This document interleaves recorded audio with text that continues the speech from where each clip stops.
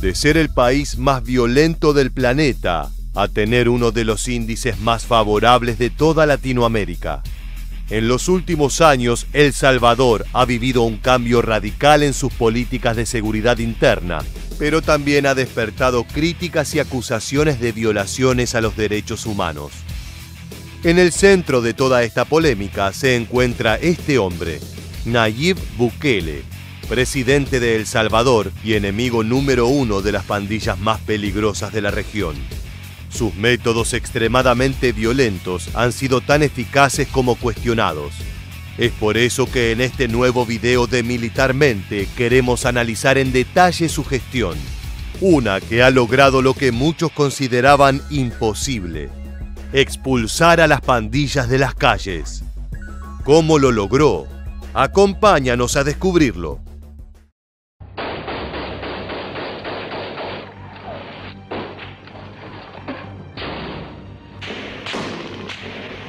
Durante décadas, El Salvador estuvo a merced de gobiernos militares autoritarios que provocaron levantamientos campesinos y enfrentamientos con países vecinos como Honduras. El panorama cambió a finales de los 70, cuando la tensión social decantó en una violenta guerra civil. El país se vio desangrado por un enfrentamiento entre el ejército regular y las fuerzas insurgentes del Frente Farabundo Martí para la Liberación Nacional. Con más de 75.000 víctimas y 15.000 desaparecidos, el conflicto dejó cicatrices difíciles de sanar. Ten en cuenta que la población era de tan solo 4.2 millones, por lo que cerca del 2% del país murió en poco más de 15 años. Las batallas continuaron hasta mediados de los 90, siendo 1997 el año en que se da por finalizado el proceso de pacificación. Sin embargo, la paz de posguerra no duró demasiado. Las calles salvadoreñas fueron lentamente cooptadas por las pandillas o maras, siendo la más famosa de todas la Mara Salvatrucha, también conocida como MS-13. La violencia criminal estuvo en constante aumento por varias décadas, tocando un techo infame en 2015, cuando El Salvador fue declarado como el país no en guerra más peligroso del planeta, con unos 103 homicidios por cada 100.000 habitantes. Tiroteos y riñas callejeras eran cosa de todos los días, y los dos factores en común eran la anomia policial y la presencia de pandilleros cada vez mejor armados. Las maras tenían una variedad de negocios que incluían el narcotráfico, el control del transporte público, el cobro de cuotas por protección, la prostitución y el tráfico de personas. Para llevar a cabo estas actividades ilícitas, se implantó la ley de ver, oír y callar. Es decir, que si un ciudadano salvadoreño veía a algún pandillero realizando un crimen, debía callar la boca. De lo contrario, sería eliminado de inmediato. Las maras conformaron un negocio rentable que movilizaba millones de dólares, por lo que dentro de su bolsillo había políticos, policías y militares que hacían la vista gorda ante la situación caótica en la que estaba sumergido el país. Cuando el gobierno decidió actuar, ya parecía ser demasiado tarde. No bastaba con militarizar la policía o acentuar los controles. Del otro lado había sicarios bien armados y listos para matar y morir por su clica o facción pandillera. En ese contexto, toda la sociedad buscaba una solución para poner fin a décadas de violencia. Es entonces cuando entra en juego una nueva figura política, un joven empresario de poco menos de 30 años llamado Nayib Bukele.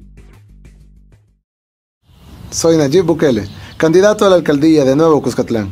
Mis padres me enseñaron que con esfuerzo y dedicación se logran las metas. Así he trabajado siempre en mis empresas. Sin embargo, creo que es tiempo de trascender y trabajar en la construcción de nuestro país y sobre todo de mi municipio, Nuevo Cuscatlán. Bukele ganó la alcaldía de Nuevo Cuscatlán en 2012 como parte del partido de izquierda FMLN. Su popularidad creció gracias a la apertura de centros de salud y la reducción histórica del analfabetismo, pero su éxito más llamativo fue convertir a Nuevo Cuscatlán en una de las zonas más seguras del país. En 2015, ya como gobernador de San Salvador, capital salvadoreña, repitió su éxito en las áreas antes mencionadas. No obstante, pronto sus discrepancias y sus métodos provocaron que fuese expulsado del FMLN en 2017. Allí comienza el furioso ascenso de Nayib Bukele como rostro de Nuevas Ideas, su propio frente político. Ahora saltemos en el tiempo hasta las elecciones presidenciales de 2019. Bukele optó por distanciarse del resto de los candidatos mediante una campaña bastante particular, en la que utilizó más sus redes sociales que los medios de comunicación tradicionales.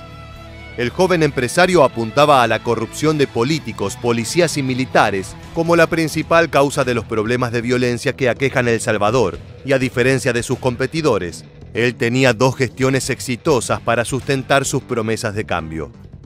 Esa esperanza que nos impulsa a cada uno de nosotros ahora, esa es la misma esperanza que nos dará la victoria el 3 de febrero, en primera vuelta.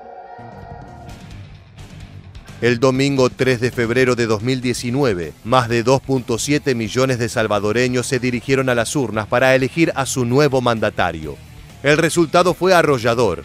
Nayib Bukele ganó con más del 53% de los votos, superando ampliamente a sus competidores.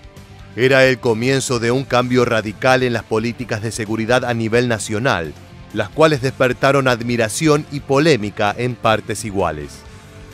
La principal promesa de Bukele durante su campaña fue erradicar la violencia generada por las maras, en especial por MS-13, la más poderosa y mejor armada de todas.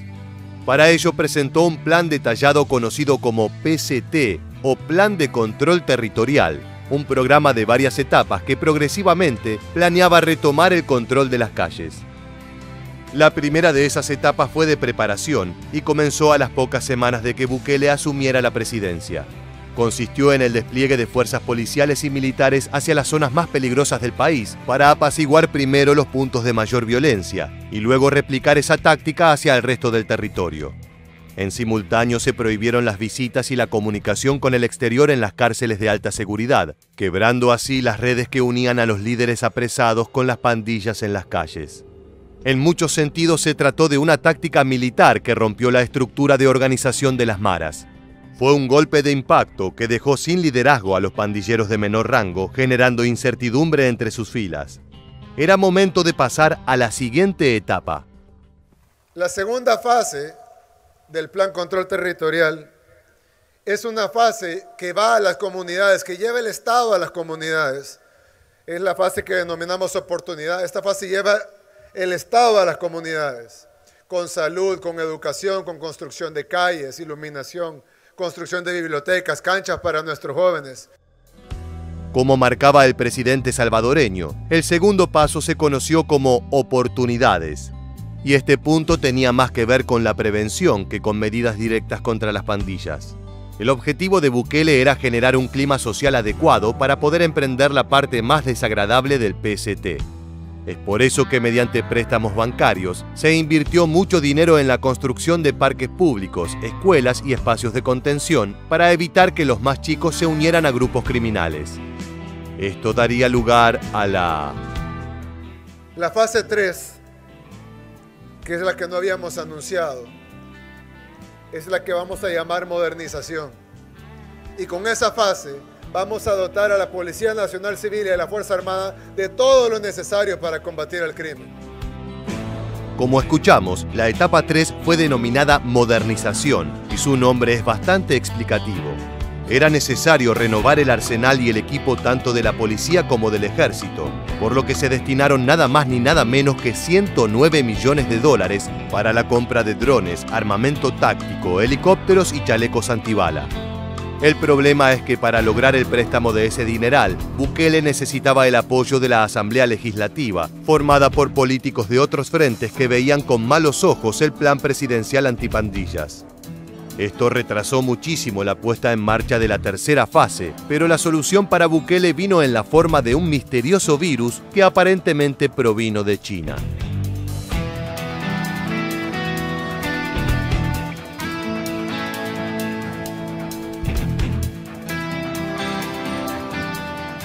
Durante 2020 todo el país se enfocó en el cumplimiento de las medidas de sanidad y el control de la pandemia. Lógicamente, la criminalidad bajó, ya que prácticamente todos los negocios estaban cerrados y gran parte de la población vivía en sus casas. Así fue como llegaron las elecciones legislativas de 2021, en las cuales el frente de Bukele arrasó. Ahora contaba con el apoyo político para obtener los fondos necesarios y completar la fase 3.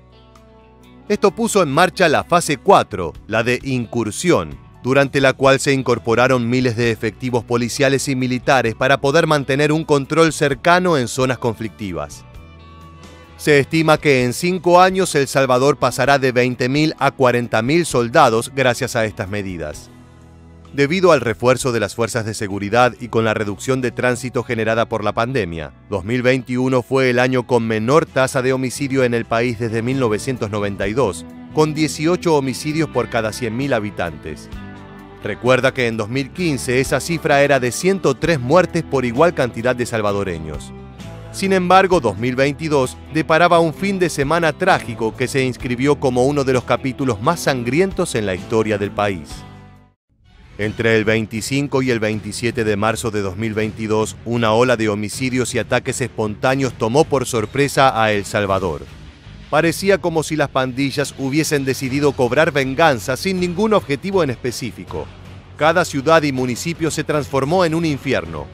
Balaceras, robos y apuñalamientos regaron las calles con sangre. En total, más de 60 personas fueron asesinadas en un solo fin de semana. Existen varias teorías respecto a esta violenta respuesta.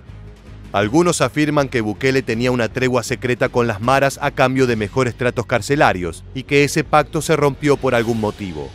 Otros apuntan que el gobierno desbarató las rutas comerciales de la droga, por lo que los criminales decidieron enviar un mensaje. Al día de hoy, la causa continúa siendo motivo de especulaciones.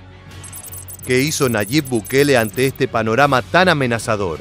Simplemente redobló la apuesta mediante la fase 5, la de extracción.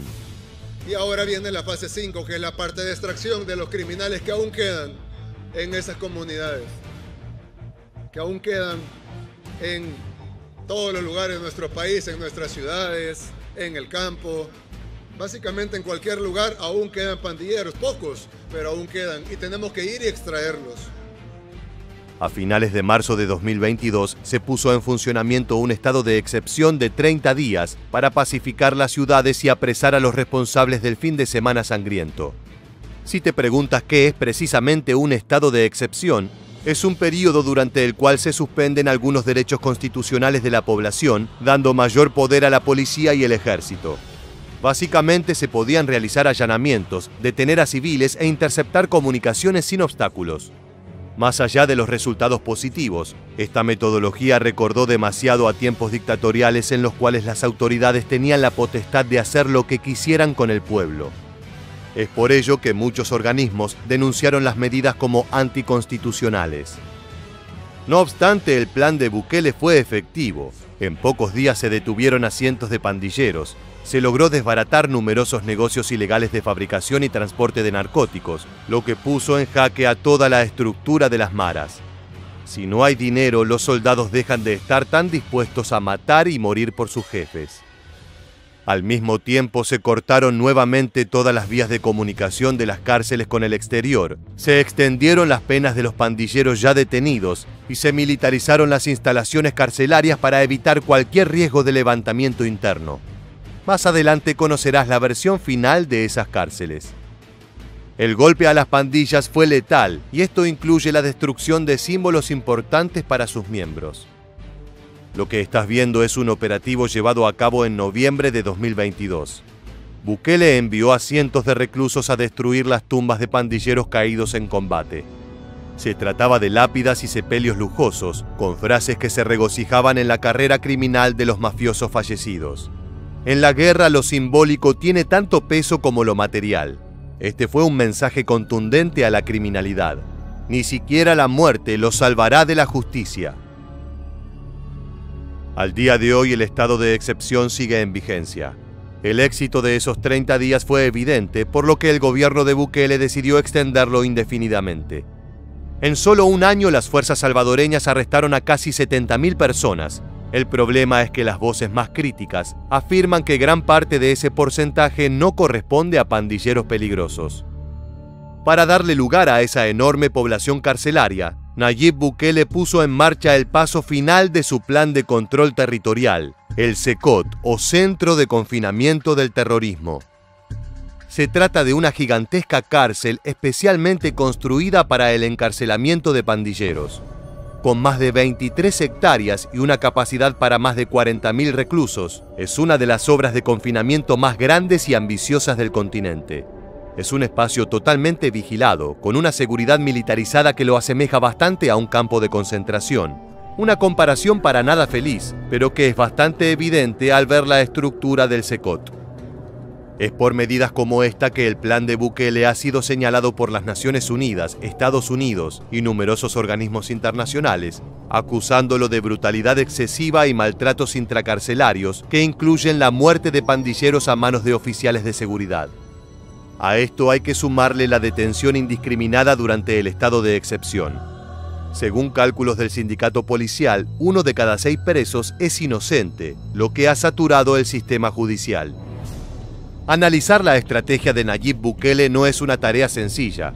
Por un lado, tuvo una respuesta efectiva contra una de las amenazas más grandes a las que se ha enfrentado su nación, obteniendo resultados únicos en toda Latinoamérica.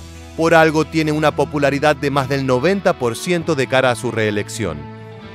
Por el otro, las denuncias de maltratos y detención de inocentes son reales, y se estima que casi 12.000 personas se encuentran injustamente detenidas en las nuevas cárceles militarizadas. En este video intentamos darte un panorama completo sobre esta situación. Ahora nos gustaría conocer tu opinión. ¿Crees que el método Bukele debería aplicarse en otros países?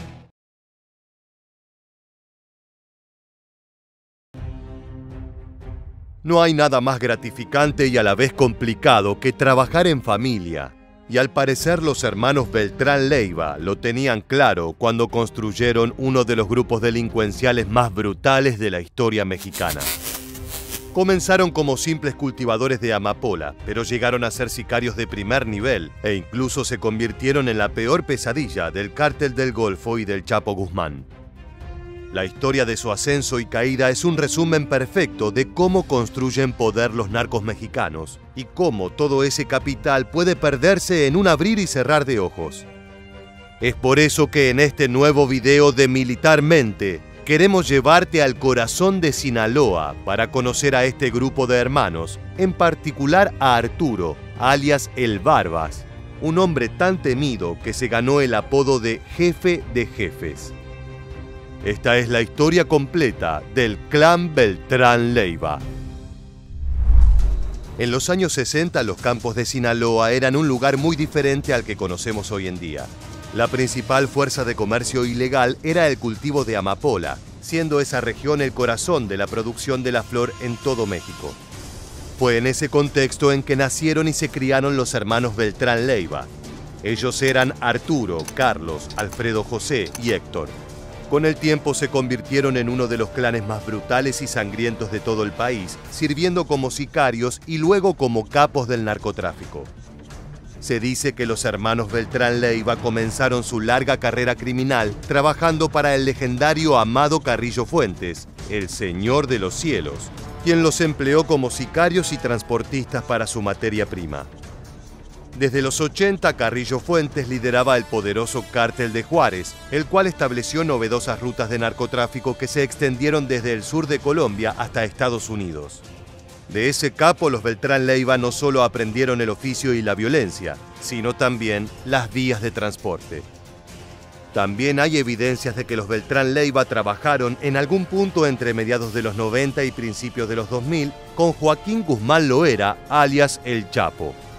De hecho, tanto los hermanos como Guzmán nacieron en el municipio de Badiraguato, por lo que sus caminos estaban destinados a cruzarse desde pequeños. Incluso se dice que estos eran primos lejanos. Con los años, los lazos entre Guzmán Loera y los Beltrán Leiva se hicieron más estrechos. Esta conexión fue decisiva cuando Guzmán fue encarcelado en 1993. Los hermanos Beltrán Leiva ayudaron al hermano de Guzmán, Arturo, a mantener el negocio a flote. Y también enviaron grandes cantidades de dinero a su socio sinaloense encarcelado, ayudándolo a escapar de la cárcel en 2001. Fue así que los hermanos se establecieron como una suerte de consultores externos del Cártel de Sinaloa. Si bien mantenían el negocio en familia, aún no era una unidad completamente independiente. Esta turbulenta amistad no duraría para siempre, pero por el momento continuemos conociendo a los nombres propios más importantes de esta organización. Este es Marcos Arturo Beltrán Leiva, también conocido como El Barbas, uno de los líderes y el principal estratega de la agrupación fraternal. Incluso trabajando en familia, hace falta que alguien tome las decisiones difíciles. Nacido en 1958, desde joven estuvo involucrado en numerosas organizaciones delictivas, pero fue con Carrillo Fuentes que se recibió de narcotraficante. Entre 2004 y 2005, el Barbas lideró poderosos grupos de asesinos para luchar por las rutas comerciales en el noreste de México para el cártel de Sinaloa. Mediante el uso de la violencia, la tortura y la corrupción, los hermanos lograron infiltrarse en la política de México, en las instituciones judiciales y policiales, obteniendo de esa forma información de primera mano para atacar a sus rivales. Se sospecha incluso que Arturo sostenía frecuentes reuniones en la oficina de Interpol en México, dejando claro que era uno de los hombres más poderosos dentro del crimen regional. ¿Recuerdas que te anticipamos que esa infame amistad entre los Beltrán Leiva y el Chapo no estaba destinada a durar? Bueno, la fecha de expiración fue el 11 de diciembre de 2006, cuando la administración del entonces presidente de México, Felipe Calderón, detuvo a Alfredo Beltrán Leiva. Esto despertó sospechas en toda la organización, pero principalmente en el Barbas, quien supuso que fue el Chapo quien entregó a uno de sus hermanos para ganar el visto bueno del presidente y de la Secretaría de Seguridad, una suerte de ofrenda a cambio de protección. Las tensiones fueron en constante crecimiento hasta que en 2008 Arturo y sus hermanos declararon una guerra contra Joaquín Guzmán y su organización, con la intención de ganar las plazas de narcomenudeo de Guerrero, Morelos, Puebla y otros estados del sur de México. Es entonces cuando el grupo de hermanos se fortalece. Para muchos expertos, este es el verdadero nacimiento del cártel Beltrán Leiva como una entidad completamente separada de Sinaloa, pese a que la familia trabajaba junta desde hacía décadas. Bajo la dirección de Arturo, el crecimiento de este cártel es vertiginoso. Su expansión fue constante y el reclutamiento de jóvenes para la venta ilegal de estupefacientes y armas engrosó sus filas al punto de superar en número de soldados a la mayoría de sus competidores. Durante la guerra contra el narcotráfico en México, este grupo se convirtió en uno de los más fuertes y peligrosos en el sur del país, dominando la actividad criminal en Ciudad de México, Morelos, Guerrero, Estado de México, Puebla, Veracruz y en parte de Sonora. Fue así que el Barbas se ganó el respeto de otros narcos y el legendario apodo de Jefe de Jefes. En este punto es importante presentar a otra de las figuras fundamentales en la historia de este sindicato criminal, Edgar Valdés Villarreal, alias La Barbie. ¿Cuál es su nombre? Edgar Valdés Villarreal. ¿Cuántos años tiene? 37. ¿Tiene algún apodo? La Barbie. ¿A qué se dedica?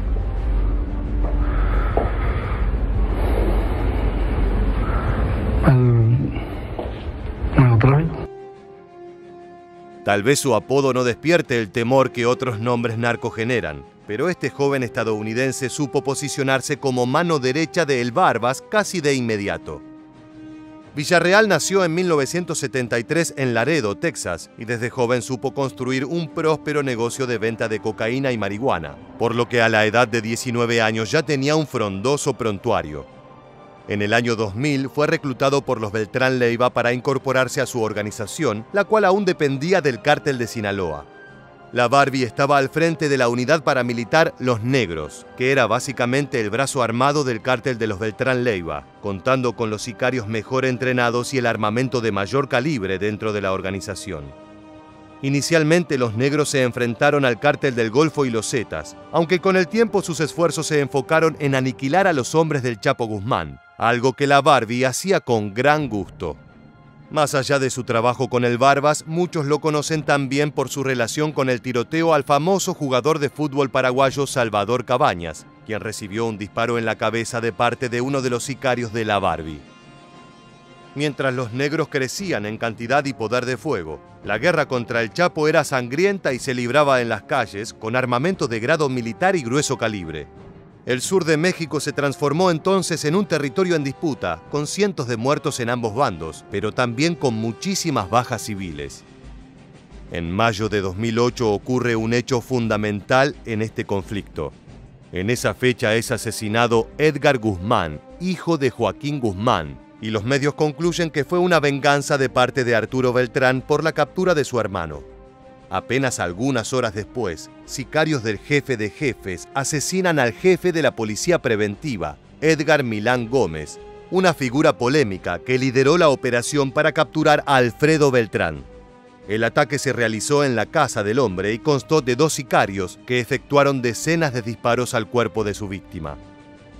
Pero entre tanta balacera y sangre, aún faltaba una pieza más en la ofensiva del Barbas, y apenas un mes después del asesinato de Gómez, el líder de los Beltrán hizo alianzas con uno de los cárteles más infames de todo el país, los Zetas.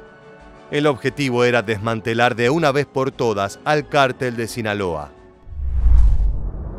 Lo que el cártel de los Beltrán Leiva no consideró es que elevar aún más la violencia de esta guerra causó una respuesta inmediata y efectiva de parte de las fuerzas de seguridad.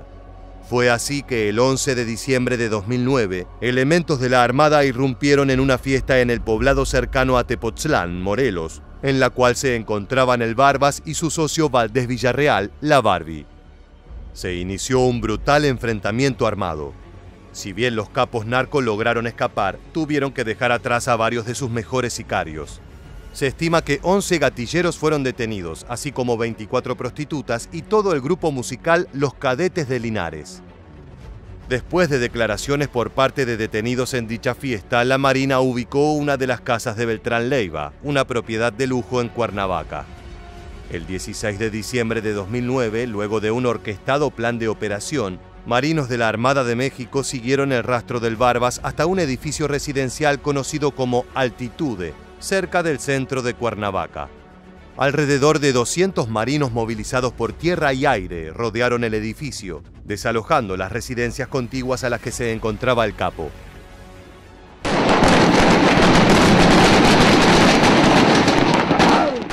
Al momento de aproximarse, los marinos fueron recibidos con un intenso fuego por parte de los narcotraficantes y estos repelieron la agresión.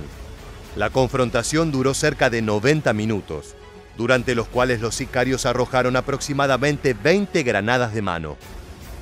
Durante el enfrentamiento murieron el Barbas y 4 guardaespaldas que fueron abatidos por el fuego policial. Un quinto se suicidó al verse rodeado de militares. El jefe de jefes había caído. Terminado el enfrentamiento, fueron asegurados $280.000 en efectivo, 16 fusiles de asalto AK-47 y AR-15, 4 pistolas, 74 cargadores y 1.700 cartuchos útiles. En la recámara principal quedaron juguetes, una Biblia, un libro, imágenes religiosas y un rosario. Sobre la cama una colcha con una enorme mancha de sangre. En el armario quedaron colgados camisas y pantalones de la marca Hugo Boss y unas botas de piel de cocodrilo. En ese operativo fue tomada esta icónica foto que mostraremos censurada por motivos obvios. En la captura se puede ver el cuerpo sin vida de quien fuese uno de los hombres más peligrosos de todo el país. Tendido sobre la cama está con los pantalones bajos, una frecuente humillación narco, y cubierto de dólares americanos. La puesta en escena es patética. La fotografía generó revuelo, ya que algunos medios de comunicación afirmaron que el narcotraficante había sido expuesto de esa forma para enviar un mensaje, pero la Secretaría de la Marina desmintió dicha versión. Un capitán de la Armada, que prefirió no dar su nombre, aseguró: "Se niega categóricamente cualquier participación en ese montaje, en esa fotografía, no tenemos absolutamente nada que ver. No permitiremos nosotros en ningún momento que se llevara a cabo la exposición de un cadáver de esa forma". La muerte del Barbas fue un golpe durísimo para la organización. Una de las primeras acciones de venganza llevadas a cabo por el grupo fue el brutal asesinato de la madre, la tía y 2 hermanos de Melquisedec Angulo, el oficial de la Marina que dio muerte a Arturo y quien también falleció en el operativo de captura. En simultáneo, esa alianza pasajera con los Zetas no rindió frutos, ya que estos también se vieron en una época de profunda crisis y desbaratamiento de sus operaciones. El panorama se presentaba ideal para que Joaquín El Chapo Guzmán eliminara a sus rivales y dominara el negocio que tantos años había ansiado. El 30 de diciembre de 2009, la Marina Armada de México captura a Carlos Beltrán Leiva y más tarde, en agosto de 2010, también fue aprehendido Edgar Valdés Villarreal, quien actualmente cumple una condena de 49 años con una pena monetaria de 192 millones de dólares. Probablemente esa Barbie se quede por siempre tras las rejas. Sí, lo que acabas de ver es una sonrisa en el rostro de uno de los criminales más infames de México. Mientras se tomaban las fotos junto con el armamento y la droga incautada, el hombre sonreía alegremente, dejando una de las imágenes más infames de la guerra contra el narcotráfico. Ya sumamente debilitado, el golpe final al cártel Beltrán Leiva fue asentado en 2017, cuando se dio muerte a Juan Francisco Patrón Sánchez, alias el H2, quien manejaba las playas de Nayarit y había sucedido de forma inmediata al H1, Héctor Beltrán Leiva. El H2 era un líder brutal que marcaba a sus sicarios con un fierro caliente, tal como se hace con el ganado. Lo que estás viendo es uno de los helicópteros artillados que participaron del operativo de captura en Nayarit, y ese rugido no es otra cosa que una minigun haciendo su trabajo. El operativo fue llevado a cabo por fuerzas policiales y tropas de la Marina, desplegando una gran cantidad de personal en la capital nayarita. La eliminación del H2 el 11 de febrero de 2017 significó la ruptura de uno de los últimos eslabones originales del cártel. A raíz de estos eventos se produjo un fraccionamiento en la organización, de la cual se desprendieron diversos grupos delictivos que buscaban pelear y ganar las plazas que dejó vacante el ya debilitado cártel fraternal. Algunas de las asociaciones son La Mano con Ojos, Los Rojos y Los Guerreros Unidos. Si bien todos estos grupos se consideraban herederos del legado del Barbas y sus socios, ninguno llegó a contar con el poder y la cantidad de sicarios que tuvo el cártel de los Beltrán Leiva en sus años dorados. Como ya hemos señalado en otros análisis sobre agrupaciones similares, los imperios narco no están diseñados para perdurar. Así llegamos al final de este video, pero antes queremos invitarte a participar de este canal, comentándonos qué otro frente narco te gustaría que analicemos de la misma manera. Déjanos tu respuesta en la caja de comentarios de abajo. Por el momento nos despedimos hasta la próxima entrega de Militarmente. Gracias por acompañarnos.